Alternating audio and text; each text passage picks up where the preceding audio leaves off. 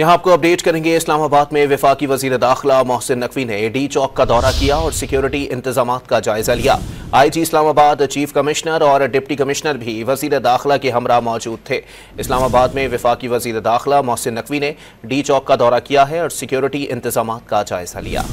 इस्लामाबाद में वफाकी वजीर दाखिला मोहसिन नकवी ने डी चौक का दौरा किया और सिक्योरिटी इंतजामात का जायजा लिया। IG इस्लामाबाद, चीफ कमिश्नर और डिप्टी कमिश्नर भी वजीर दाखिला के हमरा मौजूद थे। इस्लामाबाद में वफाकी वजीर दाखिला मोहसिन नकवी ने डी चौक का दौरा किया है और सिक्योरिटी इंतजामात का जायजा लिया। इस्लामाबाद में वफाकी वजीर दाखिला मोहसिन नकवी ने डी चौक का दौरा किया और सिक्योरिटी इंतजामात का जायजा लिया।